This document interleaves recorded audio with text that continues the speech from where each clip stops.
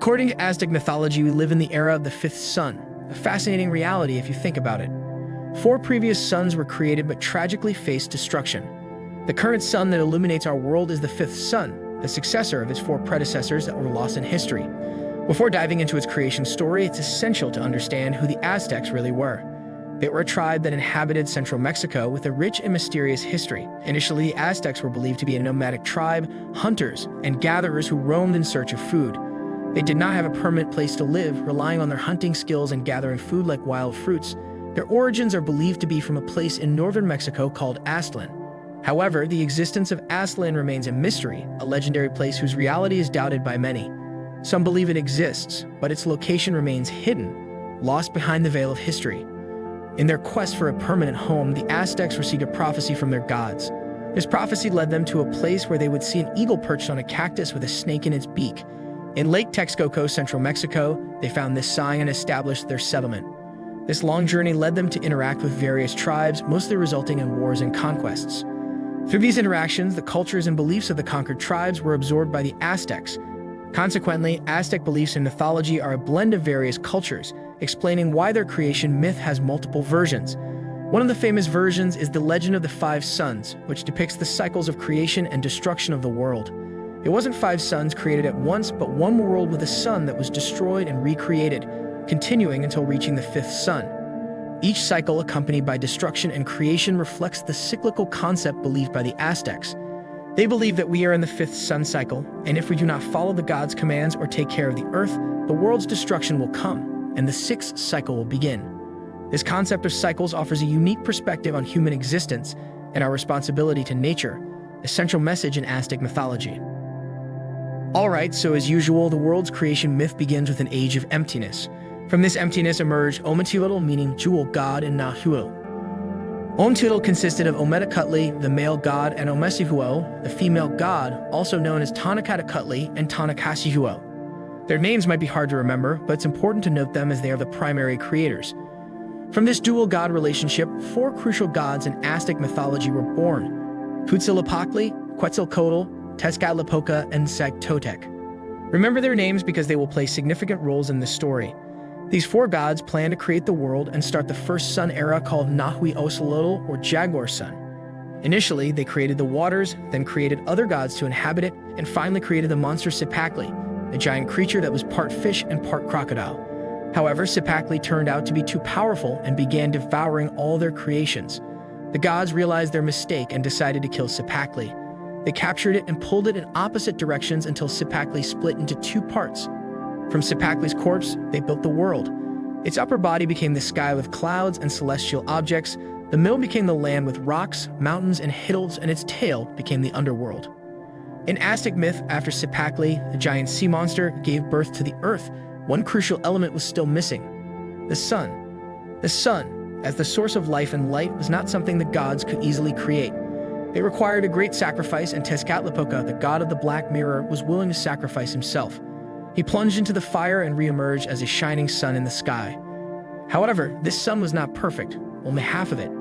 Seeing this imperfection, the gods created humans from ashes, but these were not ordinary humans.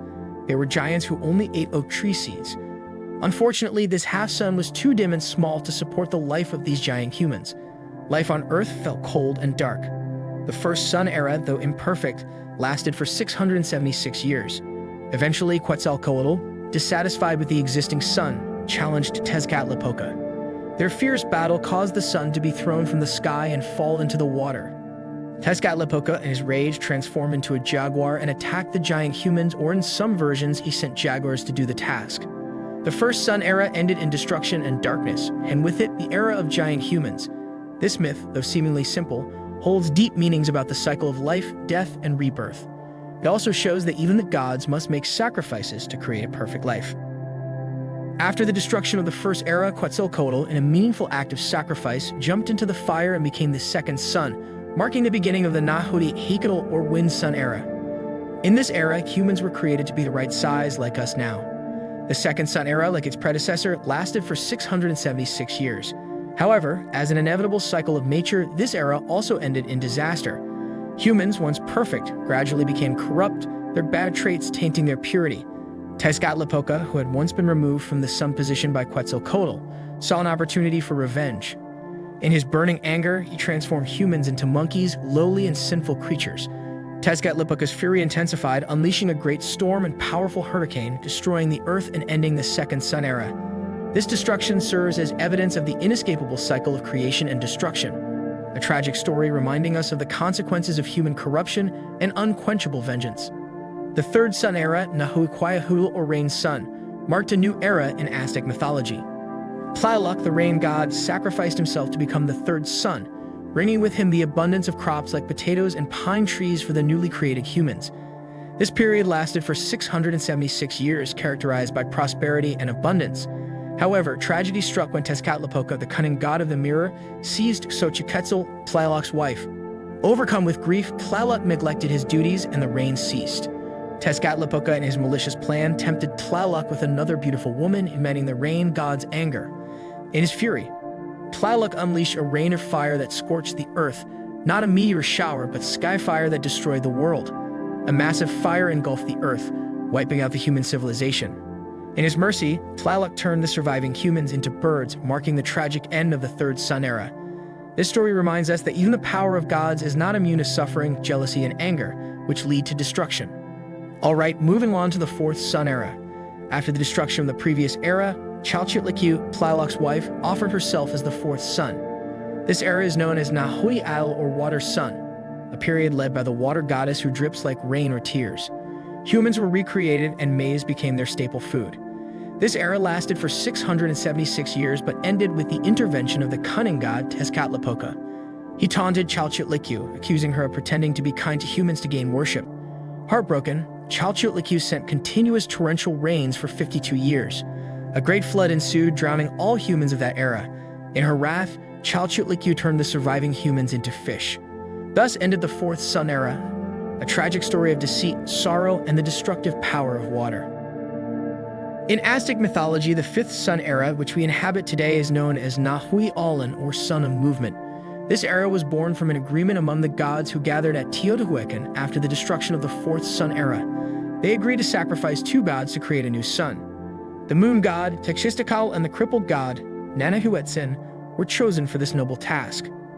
A great bonfire was lit in preparation for the sacrifice, but Texistcal hesitated out of fear of the fire. Nanahuatzin, with his courage, leaped into the fire and became the fifth sun. Driven by shame, Texistcal followed suit. From this sacrifice, two suns were created, shining in the sky. However, the gods rejected the existence of two suns and Texistcal was expelled from the sky. Some versions of this story mention that Texistcal was thrown a rabbit by the gods, dimming his light, and he became the moon, leaving a rabbit shadow on its surface. Other versions say the gods created a new moon to balance the sun, so the sky wasn't solely inhabited by the sun.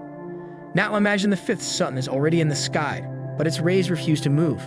They stay still, like a giant lifeless statue. The gods responsible for the world's balance felt threatened.